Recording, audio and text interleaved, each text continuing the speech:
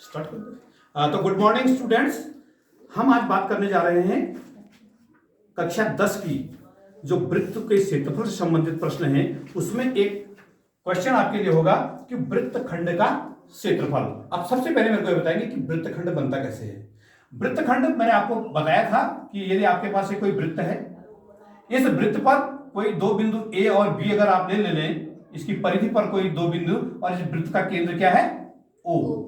यदि ओ इस वृत्त का केंद्र है, ए और से अगर आप बी को मिलाते हैं यहां पर, तो ये क्या कहलाता है? ए बी चाप। इसको बोलते हैं हम चाप ए बी, और इसका जो साइन होता है वो इस पर चाप कर भी हम निशान कर देते हैं, आपको पता ही है। अब इसको बोलते हैं हम लघुचाप, इसको बोलते हैं लघुचाप। और जो शेष बच गया, जो लंबी दूरी आपको दिख रही है, ये बोलेंगे, इसको कहेंगे हम दीर्घचाप। तो ये चाप की लंबाई अगर हमको निकालनी हो अगर, तो आपको पता है कि आप ए और बी जो दो बिंदु हैं उनको आप मिला दीजिए इस वृत्त के केंद्र से, और ये ए बी जो चाप है, यदि यहां पर एक थीटा डिग्री का कोण अंतरित कर रहा है, तो इस चाप की लंबाई कैसे निकालते हैं? चाप की लंबाई कैसे निकालेंगे आप? Very good, theta upon 360 into 2 pi r. और 2 पाई आर क्या होता है जानते हैं आप? 2 पाई आर क्या है? वृत्त की परिधि। तो 2 पाई आर क्योंकि थीटा डिग्री का कोण अंतरित कर रहा है, तो ये थीटा अपॉन 360, क्योंकि केंद्र पर जो कोण बनता है ना, पूरा एक चक्कर घूमने में वो 360 अंश का बन जाएगा। ये तो आप चाप की बात होगी। और इस चाप से ये जो शेडेड रीजन अपने कर दिया, ये जो शेडेड रीजन है, जिसको मैं छायांकित कर रहा हूं, यह क्या कहलाता है? आप बता सकते हैं कोई? वेरी गुड, यह है त्रिज्यखंड ओ ए बी। यह क्या है? त्रिज्यखंड। और इस त्रिज्यखंड का अगर आपको क्षेत्रफल निकालना होगा, त्रिज्यखंड का क्षेत्रफल अगर आपको निकालना होगा, तो कैसे निकालेंगे? Theta upon 360 of pi r square. ये पाई स्क्वायर क्या होता है? वृत्त का क्षेत्रफल। तो पूरा वृत्त का क्षेत्रफल तो पाई आर स्क्वायर हो गया। तो पूरे वृत्त के क्षेत्रफल में से हमने इस त्रिज्यखंड का अगर क्षेत्रफल निकालना है, जिसने केवल थीटा कोण अंतरित किया है यहां पर, तो हम निकालेंगे theta upon 360 of pi r square. इसको हम बोलते हैं लघु त्रिज्यखंड। क्या बोलेंगे इसको? और जब तक जरूरी ना हो तब तक यदि त्रिज्यखंड कहीं पर आपके क्वेश्चन पर लिखा हुआ, तो उसको लघु त्रिज्यखंड ही मानेंगे आप। और ये जो शेष बच गया, जो हमने शेडेड नहीं कर पाया वृत्त के अंदर, यह कहलाता है दीर्घ त्रिज्यखंड। यदि आपके पास क्वेश्चन आया कि दीर्घ त्रिज्यखंड का क्षेत्रफल निकालिए, तो कैसे निकालेंगे आप? वृत्त का क्षेत्रफल निकालना जानते हैं, तो पूरे वृत्त का आप क्षेत्रफल निकालेंगे, उसमें से लघु त्रिज्यखंड का क्षेत्रफल आप हटा देंगे, तो शेष का बच जाएगा दीर्घ त्रिज्यखंड का। ये आप समझ गए हैं। लेकिन जो हमारा जो असली सवाल आज का है, वो है वृत्तखंड का क्षेत्रफल। तो वृत्तखंड बनता कैसे है, पहले उसकी जानकारी हम आपको बता रहे हैं। तो आप देखिए, वृत्तखंड की बात कर रहे हैं हम कि वृत्तखंड कैसे बनेगा। कोई वृत्त ये आपके पास है, क्लियर? इस वृत्त पर अभी मैंने बताया था कि दो बिंदु इसकी परिधि पर ए और बी हैं, और ये ए बी जब तक क्या कहलाएगा? परिधि के सहारे अगर हम इनकी दूरी को चलेंगे, तो ए से बी तक आप यहां से भी पहुंच सकते हैं, और एक लंबा रूट यहां भी है पहुंचने का। यह लघुचाप कहलाएगा और यह दीर्घचाप कहलाएगा। यदि ओ इस वृत्त का केंद्र है, और इस ए से बी तक पहुंचने का एक और शॉर्ट रास्ता है आपके पास, बता सकते हैं? सीधा सरल रेखा से आप इसको मिला दीजिए ए से बी को, तो ये ए बी क्या कहलाएगी यहां पर? ये कहलाती है जीवा, या कॉर्ड बोलते हैं हम इसको अंग्रेजी में, तो इसको नाम बोल देंगे जीवा ए बी। क्लियर? तो ये जो जीवा है, इस जीवा, जब हमने जीवा इस पर डाल दी, खींच दी, तो इस जीवा ने इस वृत्त को दो भागों में बांट दिया। ये जो शेडेड रीजन है, मैं जिसको बात कर रहा हूं, जिसके लिए हम पूरा प्रयास कर रहे हैं आज, यह जो शेडेड रीजन है, यह क्या कहलाएगा? वृत्तखंड है ये। यानी वृत्तखंड का अर्थ है यहां पर लघु वृत्तखंड से। इस जीवा ए बी ने इस वृत्त को दो भागों में बांट दिया। ये जो शेडेड रीजन है, यह लघु वृत्तखंड है, और जो शेष ब्लैंक आपको दिखा दे रहा है अनशेडेड रीजन, वह दीर्घ वृत्तखंड है। क्लियर हो गया? अब हमको बात करनी है कि ये शेडेड रीजन जो ए बी है, इसका क्षेत्रफल आपको निकालना हो रहा है। अब आप यहां देखेंगे, आप ए बी जो जीवा है, इसको केंद्र से मिला दीजिए। ए बी जीवा को केंद्र से मिला दीजिए आप। जब इसको आप केंद्र से मिलाने पर यह जो जीवा है यह इस केंद्र पर कोई कोण अंतरित कर रही है। मान लीजिए यह कोण क्या है, थीटा है। अब आप देखिएगा ये पूरा ओ ए, कोई और बिंदु यहां पर अगर मान लें आप सी, ओ ए सी बी, यह पूरा क्षेत्र क्या है, यह पूरा क्या कहलाएगा, त्रिज्यखंड है। लेकिन हमारा सवाल यह है कि हम ये शेडेड रीजन ए सी बी इस क्षेत्र का क्या निकालना चाह रहे हैं, क्षेत्रफल निकालना चाह रहे हैं। तो जो इस लघु वृत्तखंड का क्षेत्रफल होगा वो हम कैसे निकालेंगे, पूरा जो त्रिज्यखंड है ना, इस पूरे त्रिज्यखंड के क्षेत्रफल में से यदि हम त्रिभुज ओ ए बी का क्षेत्रफल घटा देंगे तो यह त्रिज्यखंड का क्षेत्रफल रह जाएगा हमारे पास। तो हम यही लिखेंगे कि वृत्तखंड का क्षेत्रफल, वृत्तखंड का क्षेत्रफल बराबर कैसे निकालेंगे, त्रिज्यखंड का क्षेत्रफल, त्रिज्यखंड क्या है, अब देखिए ओ ए सी बी, पूरा नाम दे दिया हमने इसको, ओ ए सी बी का क्षेत्रफल माइनस क्या, माइनस करना है इस पूरे क्षेत्रफल में से, क्या माइनस करना है, माइनस क्या करना है इस पूरे त्रिज्यखंड के क्षेत्रफल में से, त्रिभुज ओ ए बी। अब जिस त्रिभुज की हम बात कर रहे हैं ये त्रिभुज कैसा है, समद्विबाहु त्रिभुज है, क्योंकि इस त्रिभुज की दो भुजाएं बराबर हैं, ये भुजा और ये भुजा, क्योंकि ये दोनों OA और OB क्या है, त्रिज्या है इस वृत्त की, तो इसलिए इसकी जिस त्रिभुज की दो भुजाएं बराबर होती हैं वह समद्विबाहु त्रिभुज कहलाता है। तो माइनस समद्विबाहु त्रिभुज क्या है, इसका नाम OAB, OAB का क्षेत्रफल। क्लियर। अब ये तो आपकी थीम थी कि इस वृत्तखंड का अगर आपको क्षेत्रफल निकालना है तो पूरे त्रिज्यखंड के क्षेत्रफल में से आप घटा देंगे त्रिभुज के क्षेत्रफल को, तो आपके पास केवल वृत्तखंड का क्षेत्रफल बचेगा। अब चूंकि त्रिज्यखंड का क्षेत्रफल तो आप निकालना जानते हैं, ये सब पूरे फॉर्मूले के अंदर त्रिज्यखंड OACD का क्षेत्रफल निकालना आप जानते हैं, जिसने थीटा कोण अंतरित कर रखा है तो वह त्रिज्यखंड का क्षेत्रफल थीटा अपॉन 360 बराबर क्या हो जाएगा, theta upon 360 of pi r square. ये तो इस पूरे का क्षेत्रफल हो जाएगा, इसमें से माइनस करना है ये जो समद्विबाहु त्रिभुज का क्षेत्रफल है, ठीक है, माइनस समद्विबाहु त्रिभुज OAB का क्षेत्रफल। ठीक हो गया। अब सबसे बड़ी हमारी जो बात है वो यही है कि ये अगर एक समद्विबाहु त्रिभुज है OAB, मैंने इसको उठा के यहां पर ले आया हूं आपके लिए ताकि आसानी रहेगी, ये O है, ये A है और यह B है, ठीक है। यह चूंकि इस वृत्त की त्रिज्या है OA, R मान लिया हमने, तो OB भी R ही है, इसलिए समद्विबाहु त्रिभुज है। क्लियर हो गया। अब आपने क्या करना है कि इस समद्विबाहु त्रिभुज में शीर्ष O से एक लंब डाल दीजिए, सम्मुख भुजा पर AB पर लंब डाल दिया। क्लियर हो गया। ये जो कोण यहां पर थीटा था, लंब डालने से क्या है कि मान लीजिए OAB और यहां पर M है, मान लीजिए आप एक बिंदु जहां पर ये लंब मिला है OM, लंब OM is perpendicular, OM is perpendicular on the AB, ये साइड AB पर लंब है।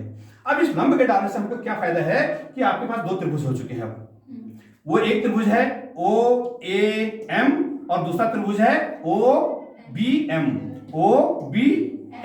अगर आप कक्षा 9 में आपने पढ़ा है कि सर्वांगसम त्रिभुज, तो इन दो त्रिभुज की अगर आप तुलना करें, इस त्रिभुज का यह कोण 90 अंश है तो इस त्रिभुज का ये कोण 90 अंश है, इसके सामने की भुजा ये R है तो इसके भी सामने की भुजा R है, और जो OM दोनों के लिए सेम है, ये OM जो भुजा है ना ये कॉमन आर्म है इन दोनों ट्रायंगल के लिए, तो ये त्रिभुज और ये त्रिभुज कैसे त्रिभुज हैं, सर्वांगसम त्रिभुज। और ये सर्वांगसम अगर दो त्रिभुज होते हैं तो उनकी भुजाएं आपस में बराबर होंगी, तो इसका मतलब इस त्रिभुज जो AM भुजा है by CPCT common part of the congruent triangles are always equal. तो ये जो AM है ना, AM यह किसके बराबर होगा, BM की। क्लियर। अब हमारा सवाल यहां से शुरू होता है कि जो कोण थीटा था, जब ये पूरा कोण थीटा था तो ये दो सर्वांगसम त्रिभुजों में बढ़ गया है, तो आधा का कोण यहां पर बनेगा, तो ये θ/2 और ये भी θ/2। क्लियर। ये θ/2 और ये θ/2 के दो कोण बन गए। अब हम इस त्रिभुज को अगर हम बात करेंगे, हम आपको थोड़ा और इसको जूम करके और दिखाने का प्रयास कर रहे हैं कि अब मैं इसको हटा रहा हूं थोड़ी देर आपके लिए, फिर ये देखिए आप, अब केवल एक त्रिभुज की बात कर रहा हूं मैं, ओ,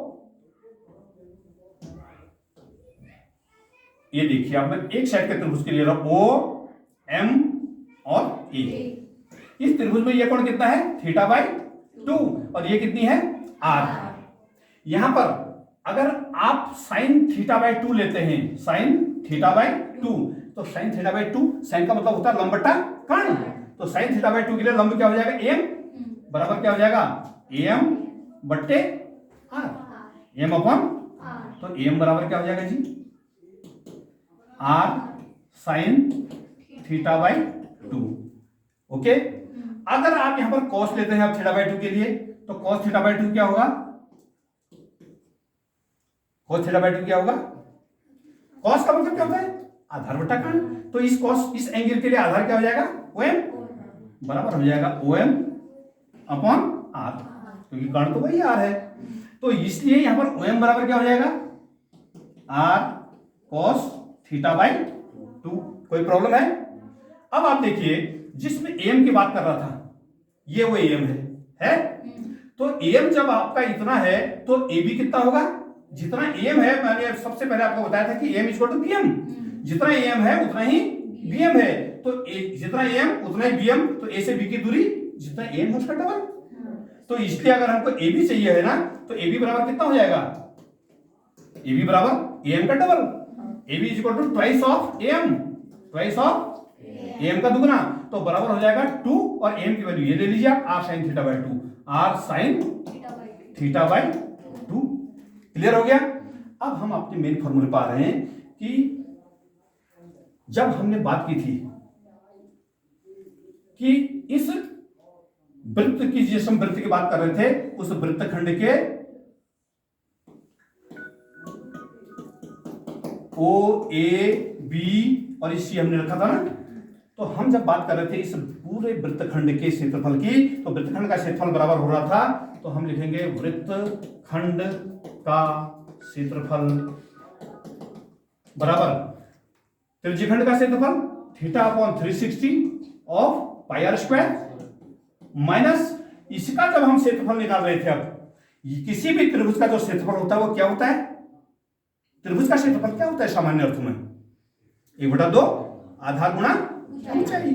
तो ये त्रिभुज है, अब इसका आधार क्या है, AB हमारे पास है, AB हमारे पास है, और ऊंचाई कितनी है, OM, इस त्रिभुज की ऊंचाई कितनी है, OM हमारे पास है, ये OM है, ठीक है, ये OM है और ये AB है, ठीक हो गया। तो इस तो त्रिभुज OAB का क्षेत्रफल यदि हम बात करेंगे, तो हम लिखेंगे बराबर क्या होगा, 1/2 AB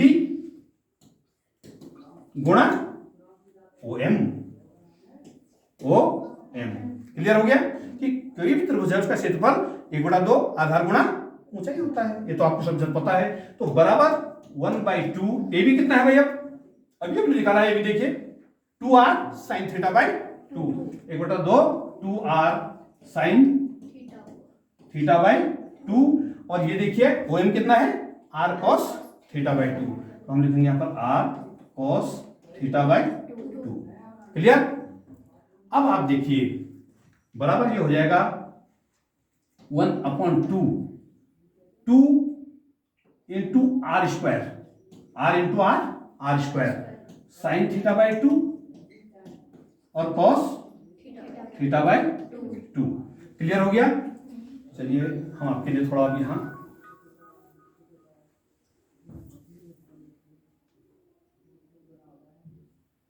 अब देखिए आप, तो ये जो त्रिभुज का क्षेत्रफल हम निकाल रहे हैं अब वो हो जाएगा 1/2 r², 1/2 r²। देखिए आप 1/2 r², 2 sin θ/2 cos θ/2, 2 sin θ/2 और cos θ/, और 2 sin θ cos θ बराबर होता है sin 2θ, सिंस 2 sin θ cos θ बराबर होता है sin 2θ।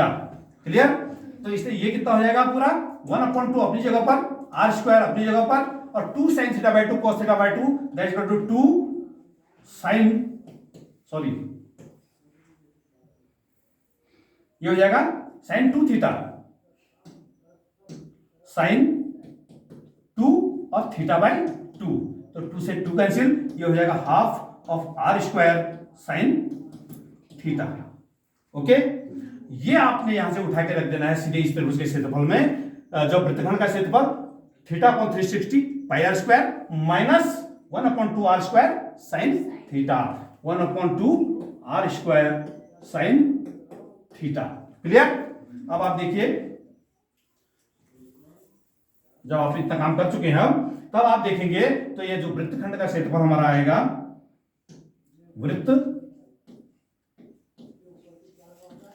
खंड का जो क्षेत्रफल हमारा आएगा वह क्या आएगा, बराबर, देखिए आप इन दोनों में कॉमन पॉइंट देखिए, आप आर स्क्वायर कॉमन है, आर स्क्वायर पहले पद में भी है और दूसरे पद में भी है, तो आर स्क्वायर को कॉमन कर दीजिए, बचेगा क्या, थीटा अपॉन 360, यहां पर जीरो लगाना आप भूल गए हैं पहले, थीटा अपॉन 360 पाई, पाई भी बचा ना यहां पर, माइनस साइन थीटा बाई 2।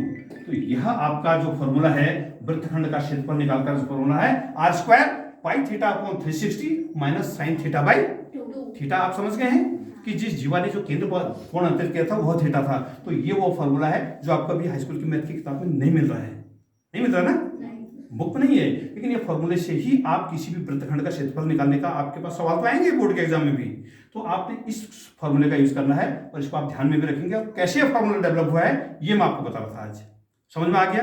यानी इस पर किसी को कुछ पूछना है तो आप हमसे बात कर लीजिए, है कोई प्रॉब्लम नहीं है? तो ये आप वृत्तखंड का क्षेत्रफल निकालने का अगर फॉर्मूला निकालेंगे तो r square pi theta upon 360 minus sine theta by 2। Clear हो गए आप सब? तो अब हम